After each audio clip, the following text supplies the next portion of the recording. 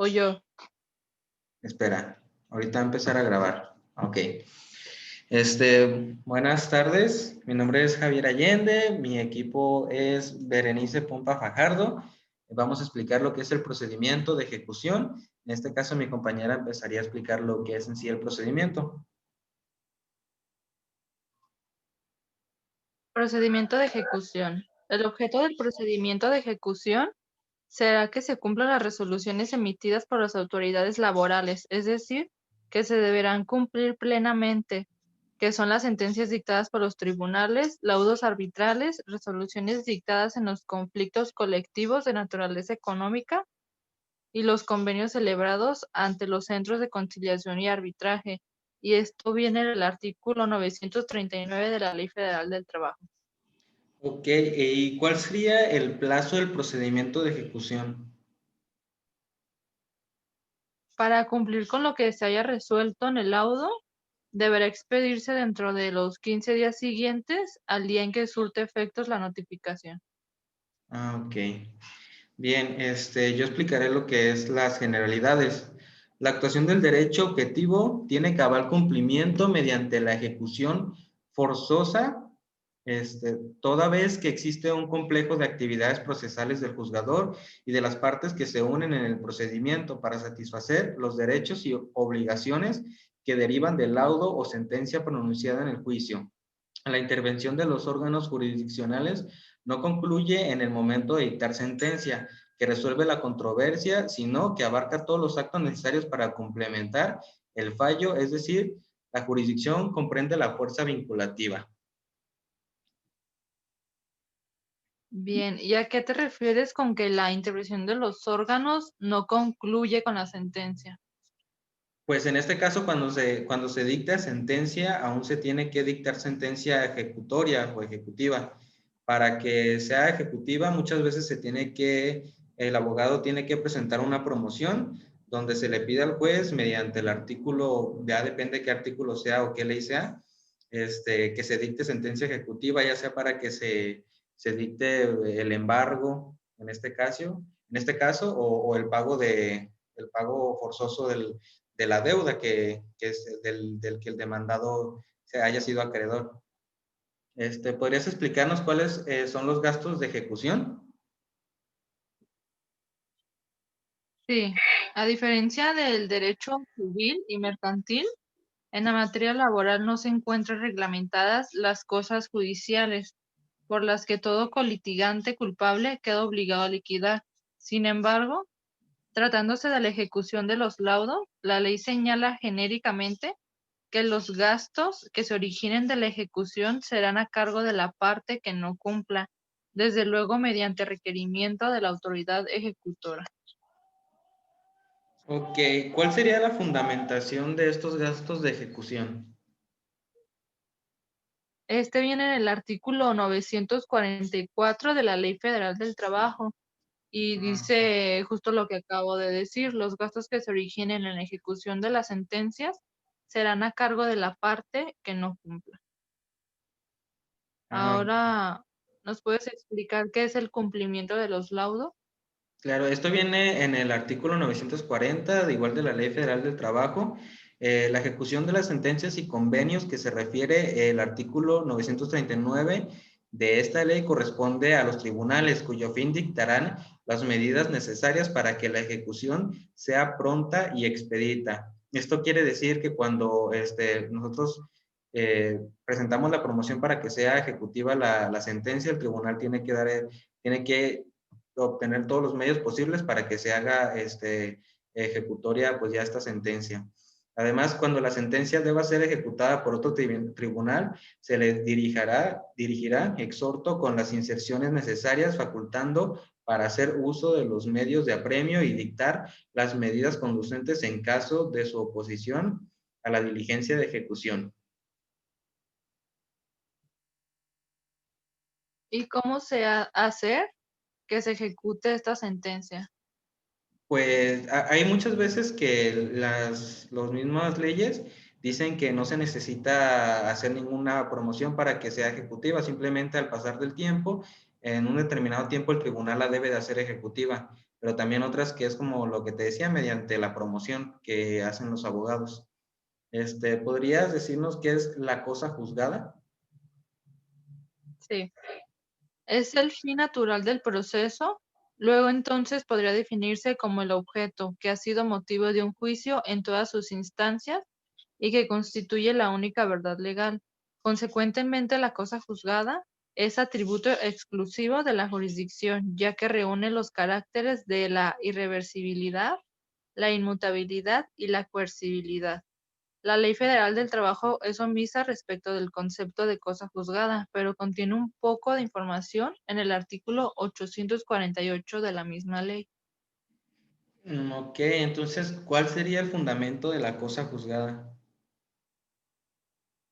Viene un poquito en el artículo que te acabo de decir de la Ley Federal del Trabajo y en sí, cosa juzgada lo explica en el artículo 354 del Código Federal de Procedimientos Civiles, que señala que la cosa juzgada es la verdad legal y contra ella no se admite recurso ni prueba de ninguna clase, salvo los casos expresamente determinados por la ley. Y también habla el artículo 356 de la misma ley, que dice, hay cosa juzgada cuando la sentencia ha causado ejecutoria.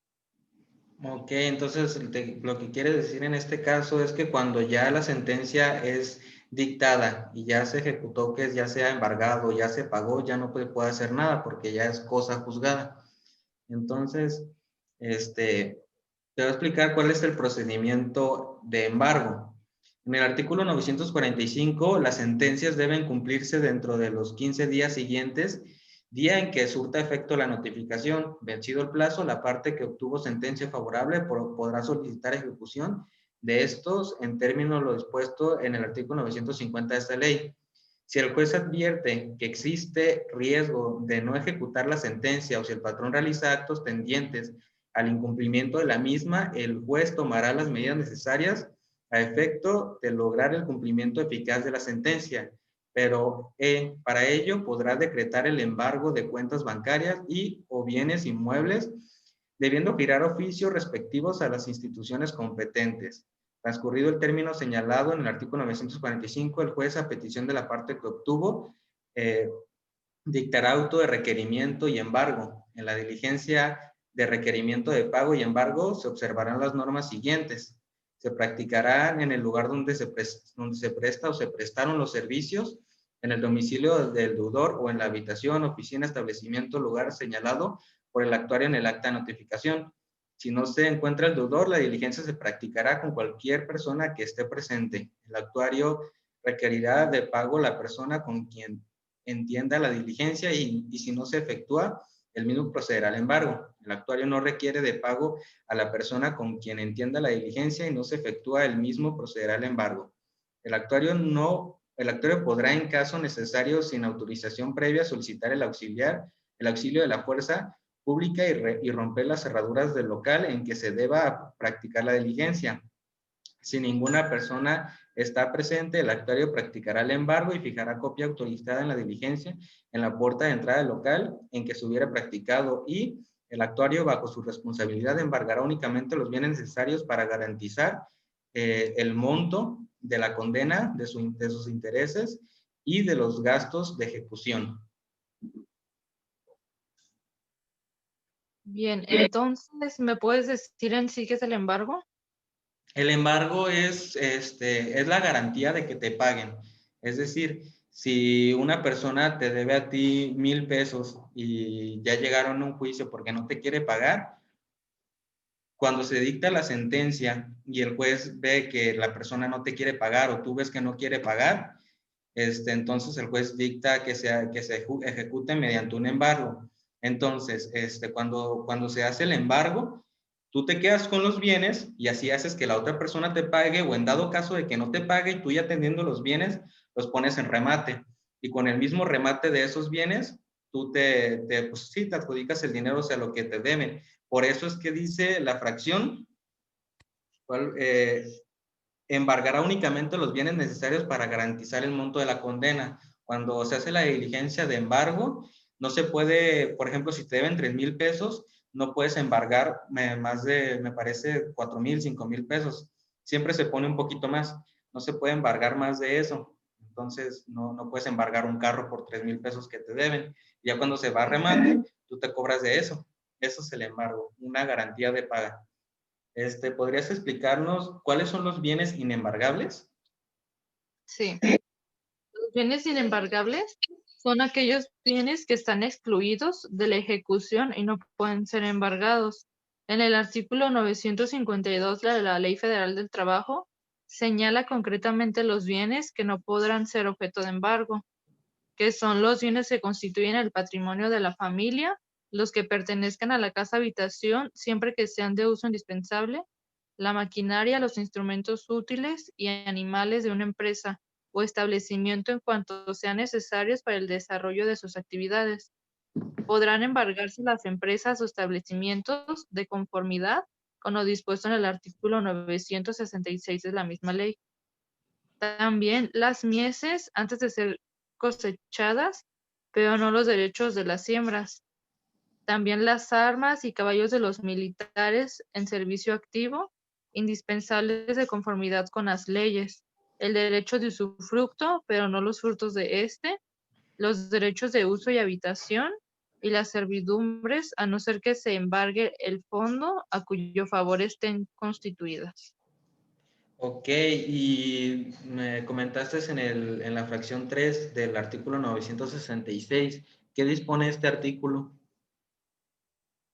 Dice, el que haya reembargado puede continuar la ejecución de la sentencia o convenio, pero rematados los bienes se pagará al primer embargante el importe de su crédito, salvo el caso de preferencia de derecho. Ok. Ahora, ¿nos puedes explicar qué es la elección de bienes para el embargo? Sí, esto viene en el artículo 954. El actuario, tomando en consideración lo que expongan las partes, determinará los bienes que deban ser objeto del embargo, prefiriendo los que sean de más fácil realización. Entonces, ¿qué quieres decir con más fácil realización? En este caso serían los bienes que son más fáciles de adjudicarse.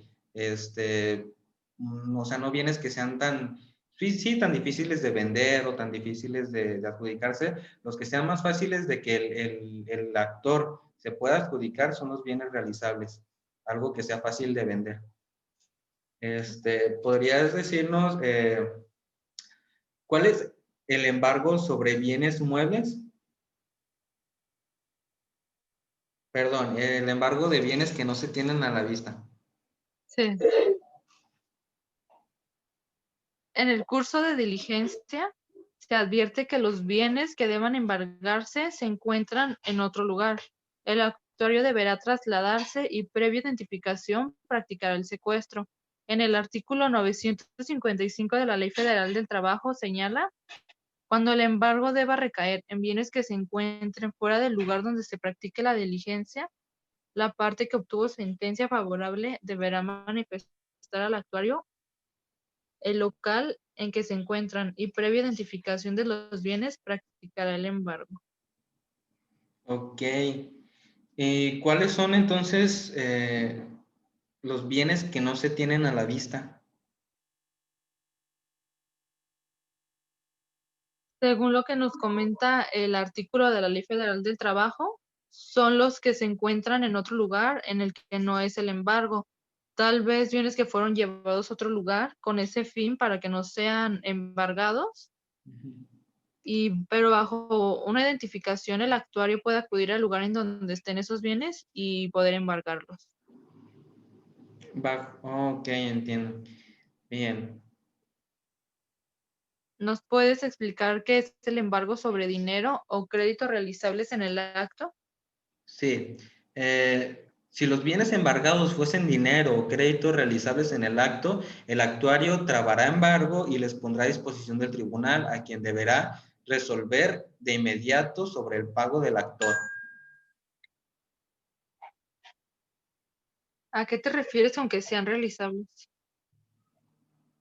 Mm, reali- este, Es decir, que, por ejemplo, si el demandado se niega a pagar y cuando se van pues sí, a la diligencia de embargo se encuentran que el demandado tiene dinero o tiene créditos, se para el embargo, entonces ya no se van a embargar cosas, se va a embargar el dinero y ese mismo dinero, si es que se cuenta con la capacidad de ese dinero de solventar la deuda, ya no se embarga ni el carro, ni la tele, ni nada. Nada más se toma el dinero y se pone a disposición de lo que sería el tribunal.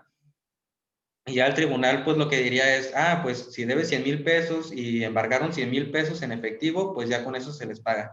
A eso se refiere con trabar el embargo y los bienes realizables en el acto, que sean de crédito o de dinero. Bien, ¿podrías entonces explicarnos el embargo sobre bienes muebles? Sí. Cuando el embargo recaiga sobre bienes muebles, se pondrán en depósito de la persona que bajo su responsabilidad designa la parte que obtuvo. El depositario tendrá la obligación de informar al presidente ejecutor el lugar en que el depósito haya sido constituido. La parte que obtuvo podrá solicitar el cambio del depositario que más convenga a sus intereses. En el artículo 957 nos habla de esto. Practicando el embargo, podrá designarse como depositario de los bienes al propio demandado. Esta medida se adopta con mucha frecuencia al ser una fórmula de garantía o cuando se ofrece pagar dentro de un plazo perentorio. ¿Podrías explicarnos qué dice el artículo 957? Sí.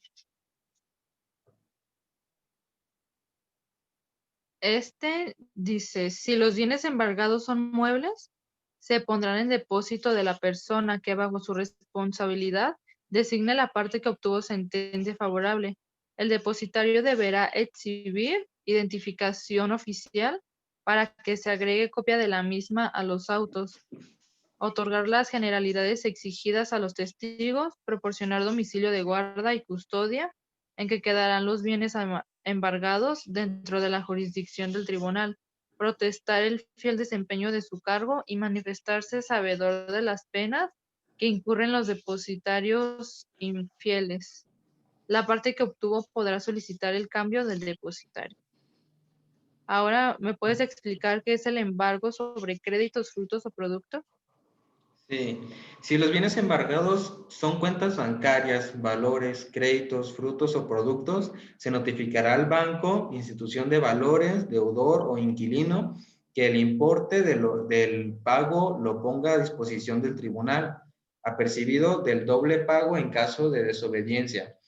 En ese orden de ideas, el actuario requerirá al demandado para que le proporcione los documentos y contratos respectivos, haciendo constar el acta de condiciones estipuladas para evitar simulación de actos en contra de la parte que obtuvo.